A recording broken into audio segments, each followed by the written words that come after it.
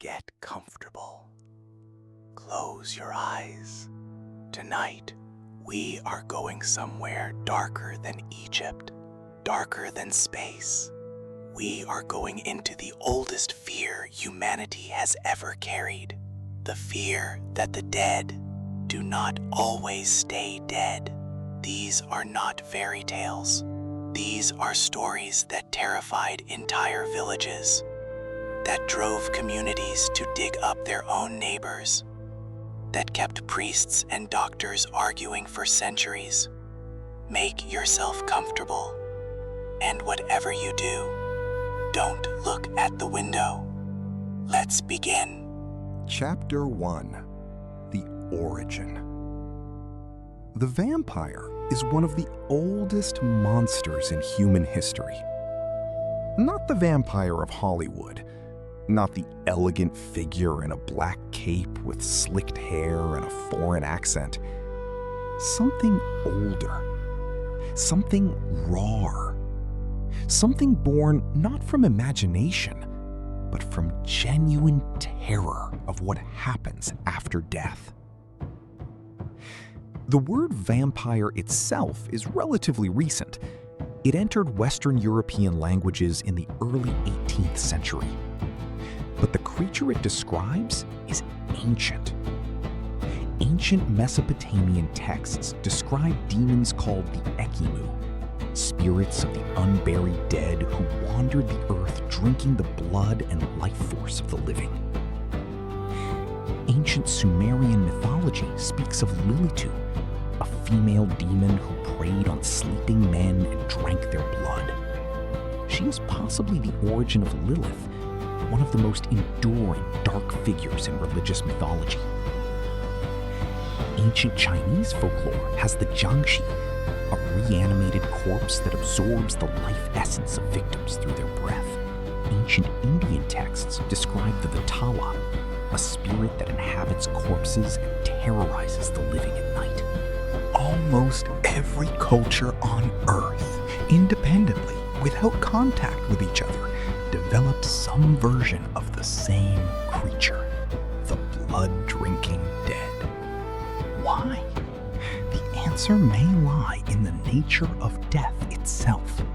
Before modern medicine, before refrigeration, before any real understanding of decomposition, death was mysterious and terrifying.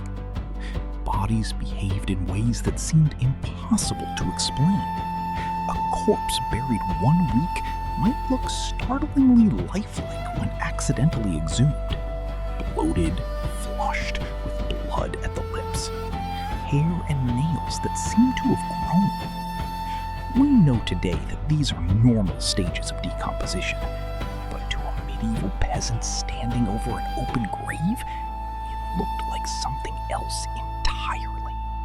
The ancient Greeks had the vrikolakas, a dead person who returned to spread plague and misfortune among the living. The ancient Romans feared the Strix, a creature that flew at night and drank the blood of infants. The word Strix survives today in the scientific name for owls, Strix, because owls were once thought to be these creatures in disguise. In ancient Assyria, clay tablets were inscribed with spells to keep the dead from returning. In ancient Egypt, elaborate burial rituals existed, partly to ensure the dead stayed where they were put.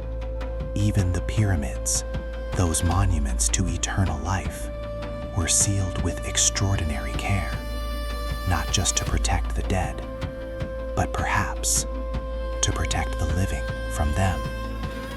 What unites all these creatures across all these cultures is a single obsession: the boundary between life and death, the terrifying possibility that this boundary is not as solid as we need it to be, that something might cross it, that death might not be the end but a transformation into something that hungers, into something that returns.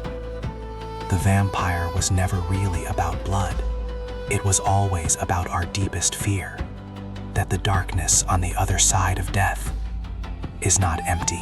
Chapter 2: The Slavic legends. If you want to find the true heartland of vampire mythology, you go east, into the forests and mountains of Eastern Europe, into the villages of Serbia, Bulgaria, Romania, Poland, and Russia. Places where the old beliefs ran deep and the church ran thin. Places where people truly believed, not as metaphor. In Slavic tradition, the vampire, called vampir in Serbian, upir in Russian, wampir in Polish, was not born from a bite. It was created by circumstance. Dying without being baptized, being buried improperly, dying violently or by suicide, being born with a caul, a membrane over the face, being the seventh son of a seventh son, being looked at by a cat before burial, even being born on certain unlucky days of the calendar. The list of ways to become a vampire was extraordinarily long, which perhaps explains why the fear was so widespread. Almost anyone could become one. Your neighbor, your parent, your child. The Slavic vampire did not look like Dracula. It did not wear evening clothes and speak with a Transylvanian. The solutions were equally vivid. Burying the suspected vampire face down, so that if it tried to dig its way out, it would go deeper into the earth. Placing sharp objects in the grave, thorns, needles, scythes, so the vampire would injure itself. Filling the mouth with garlic. Placing a net in the coffin, because vampires were thought to be compelled to count every knot before doing anything else. A net with thousands of knots would keep it busy until sunrise. And of course, the stake. Not necessarily through the heart in early Slavic tradition, through the stomach, through the head, into the ground, pinning the body in place so it could not rise. The goal was not to kill the vampire, it was already dead. The goal was to keep it still. In Bulgaria, archaeologists have discovered hundreds of graves with iron rods driven through the skeletons. These graves date from the Middle Ages all the way to the 19th century. Over 1,000. Chapter 3: Real Cases. In the early 18th century, something extraordinary happened. Vampire hysteria crossed from Eastern European village folklore into the official records of governments and armies, into the reports of military surgeons and government investigators, into the newspapers of Vienna, Paris, and London. For a brief and remarkable period, the vampire became not a superstition, but a bureaucratic problem. The case of Peter Plagojewicz began in 1725. In the village of Kisilova in Serbia, then under Austrian military administration, a man named Peter Plagojewicz died. Within 8 days, 9 other villagers were dead. Each of them, before dying, reported that Plagojewicz had come to them in the night, pressed down upon them, and tried to choke them. The village was in panic. They demanded the body be exhumed. An Austrian imperial official named Frombald was dispatched to observe. He later filed an official report, a document that still exists in Austrian imperial archives today. In it, he describes what he witnessed when the coffin was opened. The body showed no signs of decomposition despite 9 days in the ground. The skin was fresh. New skin had apparently grown beneath the old. The hair and beard had grown. The mouth was smeared with fresh blood.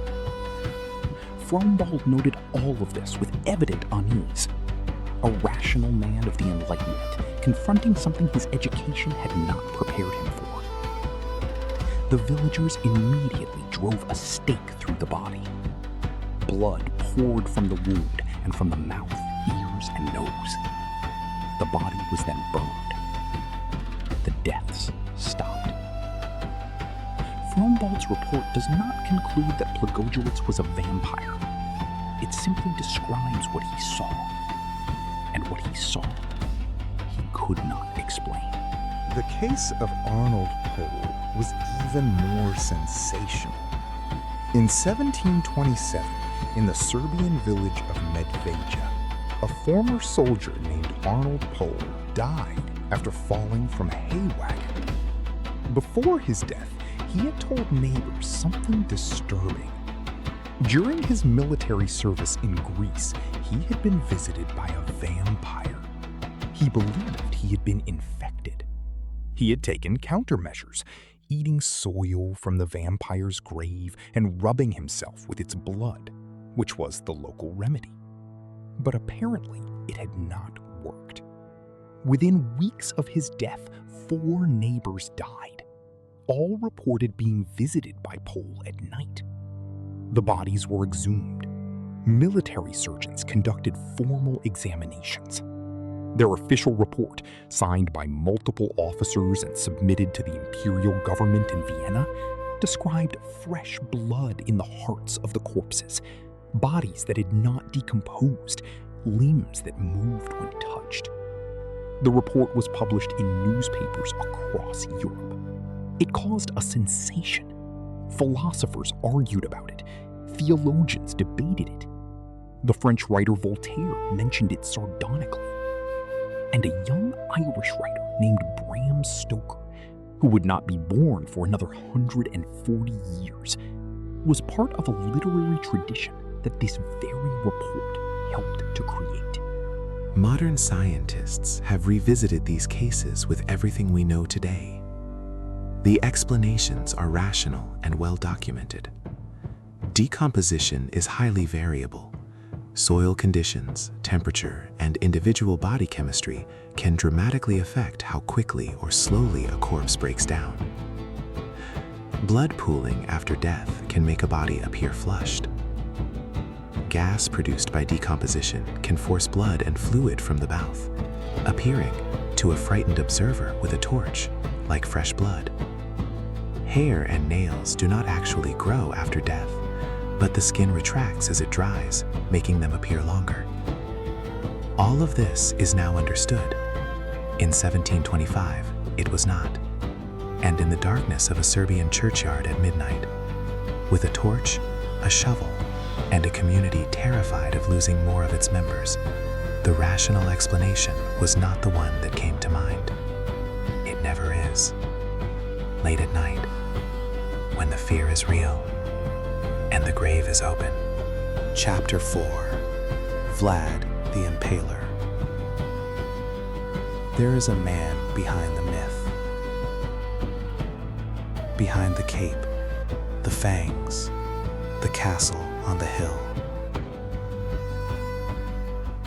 A real man, a real ruler, a real monster. Though not the kind that drinks blood in the night, his kind of horror was far more mundane and far more terrible. His name was Vlad III, Prince of Wallachia, a region of what is now southern Romania. Born around 1431, died around 1476. He ruled for 3 separate periods, the longest lasting from 1456 to 1462. In Romanian history, he is remembered as a national hero, a fierce defender of his people against the overwhelming power of the Ottoman Empire. In the rest of the world, he is remembered as something else entirely. Vlad Tepes, Vlad the Impaler, the man who made a forest of the dying. The epithet was earned. Vlad's preferred method of execution. The most famous account, possibly embellished, but rooted in something real, describes an Ottoman army advancing into Wallachia in 1462. The army was led by Sultan Mehmed II, the conqueror of Constantinople, one of the most formidable military leaders of the age. As the Ottoman forces approached the Wallachian capital of Targoviste, they encountered something that stopped them cold. A forest. Not of trees, of stakes. 20,000 stakes, some accounts say more, stretching across a wide plain outside the city. On each stake, a body. Ottoman prisoners impaled and left to rot in the open air.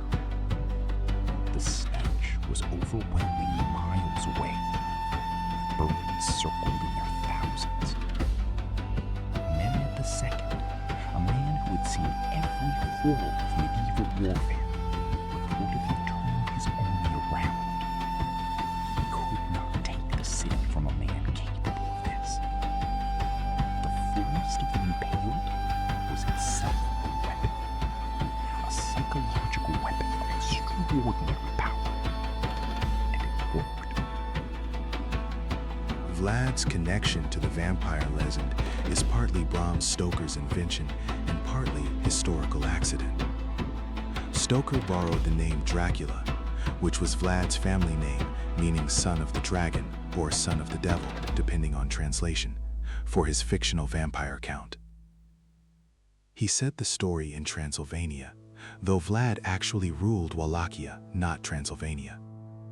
He borrowed the atmosphere of Eastern European superstition, the castle, the mountains, the peasant fear. But the blood drinking was Stoker's addition. The historical Vlad did not drink blood, though some contemporary accounts, written by his enemies and therefore not entirely reliable, claimed he liked to eat his meals surrounded by the impaled, dipping his bread in their blood. Whether this is true or propaganda is impossible to say with certainty. His enemies had excellent reasons to paint him as a monster, and he gave them plenty of material to work with. Chapter 5. Elizabeth Bathory. If Vlad the Impaler is the face behind Dracula, then Elizabeth Bathory is something else entirely. Something that requires no fictional embellishment, no borrowed mythology, no literary transformation. The story of Elizabeth Bathory is the vampire legend made flesh, not metaphorically, not symbolically, but in the cold stone rooms of a Hungarian castle in the early 1600s. She was born in 1560 to one of the most powerful noble families in Hungary. Educated, cultured, multilingual, she spoke Hungarian, Latin, German, and Greek. She married a prominent military commander, Ferenc Nadasdy, at 15. She managed vast estates while her husband was away at war. She was by all accounts an unusually capable and intelligent woman for her time. And then, at some point, in some dark room of Šeta Castle, in what is now Slovakia, something went terribly wrong. The accusations against her, compiled after her arrest in 1610, are almost impossible to read. She is alleged to have tortured and murdered young women, primarily servant girls and young noblewomen lured to the castle under the pretense of employment or education. The methods described by witnesses at her trial were extraordinarily sadistic. Burning, freezing, mutilation, starvation. The number of victims is debated by historians. Contemporary accounts at her trial suggested as many as 650. Modern historians are more cautious. The number was likely significantly lower, though still horrifying. A register allegedly kept by Bathory herself was cited as evidence, listing over 650 names. This document has never been found. And then there is the blood. The legend, and it is important to note that this detail comes primarily from later accounts rather than the original trial records, holds that Bathory bathed in the blood of her victims. She believed, the legend says, that blood kept her young, that the blood of virgins in particular had cosmetic properties. This image, the Countess in a bath of blood, became one of the most enduring and disturbing images in the vampire mythos. Modern historians have found little direct evidence for it in the original trial documents. The bathing in blood detail appears to have grown in the retelling. But what is documented? The torture, the murders, the castle full of terrified servants, is horrifying enough without embellishment. Why was she not stopped sooner? This is perhaps the most disturbing question of all. Rumors had circulated for years. Complaints had been made. But Elizabeth Bathory was a member of one of the most powerful families in the kingdom. Her cousin was the Prime Minister of Hungary. Her family connections stretched across the highest levels of European nobility. She was untouchable until she made a fatal mistake. She began killing the daughters of minor nobility, not just peasant girls whose disappearances could be explained away, but young women whose families had enough status to demand answers. And the answers that came back from Chete Castle could no longer be ignored. She was arrested in December 1610. Chapter 6. The Science. Science does not believe in vampires. And yet, in a strange and somewhat uncomfortable way, science has spent considerable effort explaining them. Because the vampire myth is so persistent, so widespread, so deeply embedded in human culture, that it demands an explanation. Not just a cultural one, not just a psychological one, but a medical one. Because some of the people accused of vampirism throughout history may have been suffering from very real conditions. The most compelling medical candidate is porphyria. Specifically, a group of disorders called porphyrias, conditions affecting the production of heme, the component of hemoglobin that carries oxygen in the blood. In severe cases, porphyria causes extreme sensitivity to sunlight. Exposure to the sun causes the skin to blister, scar, and darken. It can cause the gums to recede, making the teeth, particularly the canines, appear more prominent. It can cause the skin to tighten around the lips, giving the face a gaunt, almost corpse-like appearance.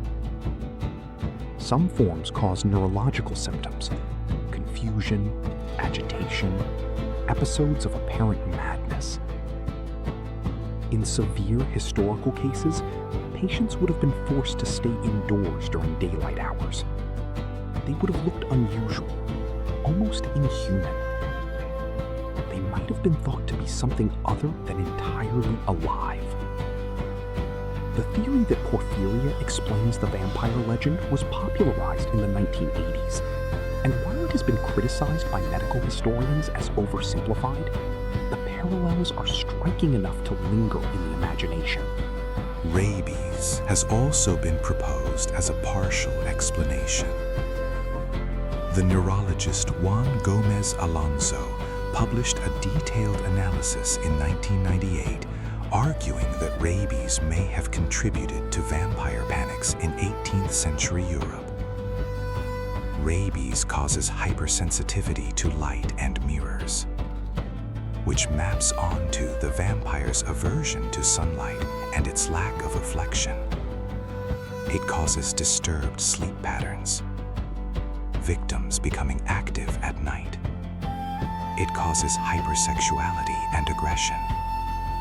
It can be transmitted through bites.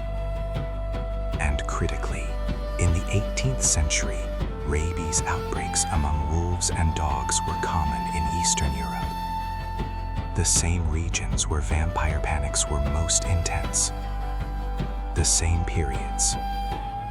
This does not mean that rabies created the vampire myth. The myth is far older than any documented rabies outbreak, but it may have intensified the fear in specific times and places, giving communities a real, observable phenomenon to attach their supernatural explanations to. Then there is catalepsy, a condition in which the body enters a state of rigid immobility, muscles locked, breathing so shallow as to be undetectable, heart rate dramatically reduced. A person in a severe cataleptic episode can appear, to all observation, dead. Before modern medicine, there was no reliable way to distinguish deep catalepsy from death. People were buried alive. This is documented. 19th century coffins were sometimes equipped with bells on strings, so that someone who woke underground could ring for help. The phrase "saved by the bell" may derive from this practice. A person buried alive who managed to claw their way to the surface, filthy, disoriented, with the earth of their own grave on their hands and face, would have been terrifying to encounter, especially at night, especially in a community already primed by fear of the undead. We will never know how many vampire sightings in history were simply people who had been buried too soon, waking in the dark, desperate and confused, scratching at the lid of their own coffin. That thought is perhaps the most frightening thing in this entire lecture. Chapter 7: Sightings and Hysteria. Fear is contagious. More contagious than any disease. More contagious than the plague.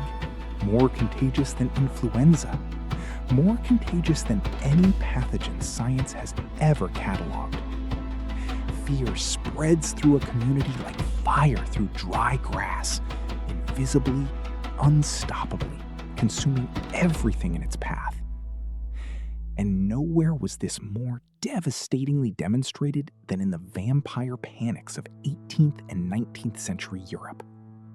Communities that tore themselves apart, neighbors who turned on each other, governments that sent armies to investigate creatures that did not exist.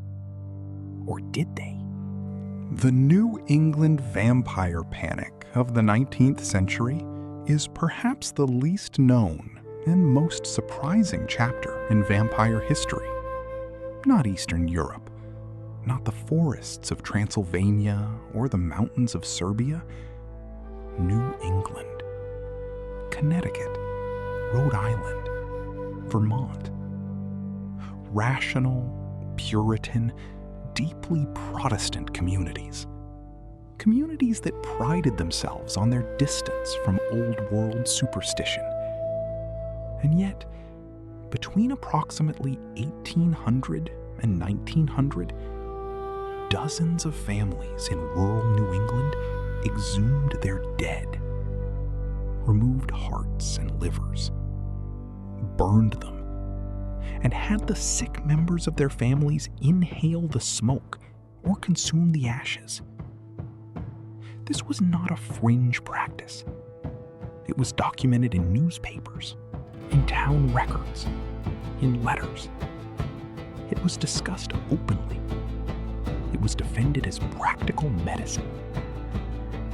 The most famous case is that Edwin died 2 months later. He had tuberculosis, not a vampire. Tuberculosis, which was then called consumption, had no known cure. The family did what desperate people always do. They reached for the only explanation that offered any hope of control, even an impossible one. In Europe, the panics were often larger and more violent. In 1727, in the Serbian village of Medveja, the same village where Arnold Pohl had lived, a new wave of deaths struck 17 years after Pohl's corpse had been staked and burned. The villagers believed that Pohl had contaminated the local cattle before his destruction, and that people who had eaten the meat had themselves become vampires after death. 13 people had died in a matter of weeks. All showed symptoms before death of being visited at night. The Austrian imperial government sent a team of military surgeons, led by a doctor named Johann Flukinger, to investigate. Flukinger's report, submitted to the imperial court in Vienna in 1732, described the exhumation and examination of 17 corpses. Some showed normal decomposition. Others did not. Those that did not were staked, beheaded, and burned. The report was published and circulated across Europe. It became one of the most widely read documents of its era. It was discussed in the coffee houses of London and the salons of Paris. Voltaire wrote about it. The philosopher Jean-Jacques Rousseau referenced it. The Holy Roman Emperor Charles VI ordered his own investigation. For a brief, extraordinary moment in the Age of Enlightenment, the age of reason, of science, of rational inquiry, the vampire sat at the center of European intellectual life. The Enlightenment did not kill the vampire. It simply gave it better documentation. Mass hysteria has a particular quality that makes it almost impossible to resist from inside. Once a community has decided that a vampire is responsible for its misfortunes, every death confirms it. Every illness confirms it. Every strange sound in the night confirms it. The explanation becomes self-reinforcing, and the terror it generates is entirely real, even if its cause is not. People lost sleep. People refused to go out after dark. People barricaded their doors and hung garlic and placed thorns on windowsills. Children were kept inside. The sick were watched through the night. The recently dead were guarded at their graves. An entire community could be paralyzed by a fear that existed, ultimately, inside its own collective mind. We like to think we are beyond this now, that reason protects us, that education makes us immune. But fear does not ask for your credentials. It never has, and it never will. Chapter 8 Vampire Hunters. Every monster has its hunters. Every darkness produces those who walk into it willingly. armed with whatever weapons their culture provides. Stakes and garlic in one century. Crosses and holy water in another. The vampire hunter is as old as the vampire myth itself. And the reality of those who hunted the undead throughout history is stranger and more fascinating than any fiction. In Slavic tradition, the most powerful vampire hunter was not a warrior or a priest. It was a dhampir, the child of a vampire father and a human mother. Half human, half undead. Able to see vampires that were invisible to ordinary eyes. Able to move between the worlds of the living and the dead. Dhampirs were feared and respected in equal measure. They were paid to cleanse villages of vampire infestations. Their methods were sometimes theatrical, rolling around on the ground, apparently wrestling with an invisible opponent, before triumphantly declaring the vampire destroyed. Skeptics have noted that this was remarkably convenient, a battle no one else could see against an enemy only the dhampir could perceive. True believers noted that it worked. The deaths stopped. Whether because of the dhampir's intervention or simply because the disease or famine that had been killing people had run its course, the village recovered. In the 19th century, a real man emerged who embodied the vampire hunter tradition so completely that his influence can be felt in every fictional vampire hunter that followed. His name was Gerard of Aurillac. Actually, the most influential real vampire hunter of the 19th century was a Romanian scholar named Emil Rakovița. But the name that truly echoes is that of a Serbian farmer turned folk hero, a man referred to in Austrian records only as a local expert on such matters, who was consulted during multiple vampire investigations and whose methods became the template for the formal procedures that military doctors later followed. His name has been lost to history, but his methods survive in official government documents, in military reports, in the record. An anonymous farmer whose knowledge of the undead was considered credible enough to be incorporated into official Austrian military procedure. History remembers the kings and the conquerors. It rarely remembers the people who actually knew how things worked. The vampire hunters, the midwives, the healers, the ones who did the real work in the dark. The tools of vampire hunting across different cultures share remarkable similarities despite developing independently. Almost universally, garlic. Its pungent smell was thought to repel evil in cultures from ancient Greece to China. Almost universally, running water. Vampires were thought unable to cross rivers or streams, which may explain why bridges have been considered magical and dangerous thresholds in folklore worldwide. Almost universally, fire. The ultimate purifier, the ultimate destroyer of the dead. And almost universally, decapitation. If the stake alone did not work, the head was removed. The mouth was filled with garlic. Chapter 9: Dracula and Literature. In 1897, a novel was published in London. It was not an immediate bestseller. It was reviewed moderately well. Its author, a theater manager named Bram Stoker, died in 1912, having never seen it become the cultural phenomenon it would become. The novel was Dracula, and it changed everything.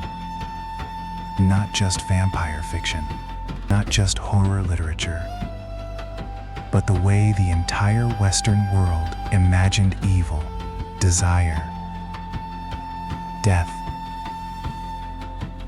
and the night. Stoker spent 7 years researching his novel. His notes, preserved in the Rosenbach Museum in Philadelphia, reveal a meticulous, obsessive process of research. He read accounts of Vlad the Impaler. He read Emily Gerard's travel essays about Transylvanian superstitions. He consulted books on Eastern European folklore. He spoke with a Hungarian professor named Arminius Vombury at a dinner in London, though exactly what Vombury told him remains debated by scholars. He even appears to have read the Austrian military reports about the Serbian vampire panics of the 1720s. All of this research fed into a novel that was in many ways a very Victorian book, about sexuality and repression, about the fear of foreignness, about the danger of the past invading the present, about a monstrous Eastern European nobleman who comes to England to feed on its women. The vampire in Stoker's telling was not simply a monster. He was everything the Victorian English feared. Ancient, sexual, foreign, impossibly powerful, and devastatingly attractive. Before Dracula, there were other literary vampires. John Polidori's The Vampire, published in 1819, written during the famous ghost story competition at the Villa Diodati that also produced Mary Shelley's Frankenstein, introduced the aristocratic vampire to English literature. Polidori's Lord Ruthven was elegant, charming, deadly, a portrait reportedly based on Lord Byron, who was present at the Villa Diodati and whom Polidori both admired and resented. Sheridan Le Fanu's Carmilla, published in 1872, predating Dracula by 25 years, introduced the female vampire and explicit themes of same-sex desire. These were the ancestors of Stoker's creation. But Dracula eclipsed them all, because Stoker did something none of them had done quite so completely. He made the vampire feel real. The novel is told entirely through journals, letters, newspaper clippings, and a phonograph diary. Documents, evidence. The formal apparatus of Victorian rationalism applied to the utterly irrational. It is a book about rational people struggling to accept the existence of something their world has told them cannot exist, which is precisely why it works, then and now, because that struggle, that collision between what we know and what we fear, never really ends. After Dracula, the vampire became immortal in a way that had nothing to do with dark magic. Stage adaptations began almost immediately. The first film adaptation, Nosferatu, appeared in 1922. The studio did not have the rights to Stoker's novel. They changed the names and setting. Stoker's widow sued and won. A court ordered all copies of the film destroyed. But some survived. Nosferatu survived. Because some things, once released into the world, cannot be recalled. Bela Lugosi played Dracula on Broadway in 1927 and in the Universal film in 1931, and created an image so definitive that it still shapes how we picture vampires today. The slicked hair, the cape, the accent, the hypnotic gaze. None of this is in Stoker's novel. Stoker's Dracula has a gray mustache, hairy palms, and bad breath. Lugosi created the icon. Stoker created the legend. And somewhere between the two, the vampire stopped being a monster from a Serbian grave. It became something stranger. Something that lives in us. Something we keep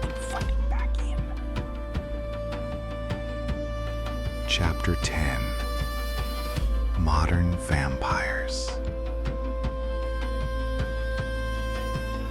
The vampire did not die in the 20th century.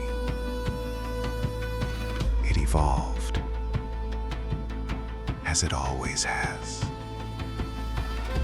adapting to each new age, each new fear, each new obsession, finding new ways to mean something, new ways to terrify, new ways to seduce. The creature that began as a bloated corpse in a Serbian grave became an aristocratic predator in a Victorian novel, became a cinematic icon in a universal horror film, and then kept going, kept changing, kept surviving. Because that is what vampires do. The latter half of the 20th century transformed the vampire from monster to anti-hero. Anne Rice's Interview with the Vampire, published in 1976, gave the vampire an interior life, guilt, longing, philosophy, grief. Louis de Pointe-du-Lac does not want to kill. He mourns every victim. He questions his own existence with an anguish that is entirely human. Rice's vampires are not predators to be destroyed. They are tragic figures to be understood.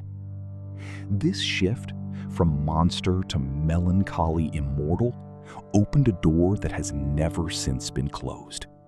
The sympathetic vampire, the vampire who suffers, the vampire who loves. The Vampire Chronicles, Buffy the Vampire Slayer, True Blood, The Vampire Diaries, Twilight, each one a variation on Rice's fundamental reinvention. The vampire as a being capable of redemption, or at least of feeling. But beyond fiction, beyond the novels and the films and the television series, there are people today who identify as vampires, not metaphorically, literally. The vampire subculture, sometimes called the vampire community or VC, is a real, documented, surprisingly organized global community. It divides primarily into two groups: sanguinarians, those who believe they need to consume small amounts of blood to maintain their physical and psychological well-being, and psychic vampires, those who believe they feed on the energy or life force of others rather than blood. These are not people who believe they are supernatural. They do not claim immortality or the ability to transform into bats. They are, for the most part, entirely aware that they are human beings with unusual needs or beliefs. Researchers who have studied the community, including sociologist D.J. Williams and psychologist John Edgar Browning, have found it to be largely composed of ordinary people. We have traveled a long way tonight. From the clay tablets of ancient Mesopotamia to the coffee houses of Enlightenment Vienna. From the graves of Serbian villages to the salons of Victorian London. From the castle of Vlad the Impaler to the sealed rooms of Elizabeth Bathory.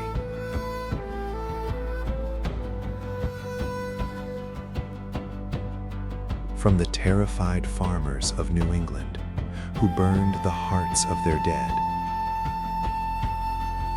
to the communities of people today who find meaning and identity in the vampire myth. And what ties all of it together across 5,000 years of human history is something very simple. We are afraid of death. We are afraid of what comes after. We are afraid of the dark. And we are afraid, perhaps most of all, of the possibility that the ones we love might not stay gone. The vampire is that fear given a face, given teeth, Given a name, and giving your fear a name, even a terrifying name, is the first step towards surviving it. So tonight, as you drift toward sleep, as the room grows darker and quieter, as the boundary between waking and dreaming grows thin, remember that you have spent this evening in the company of humanity's oldest fear. You have looked at it directly. You have not looked away. And that makes you, in a very small but real way, a vampire hunter yourself.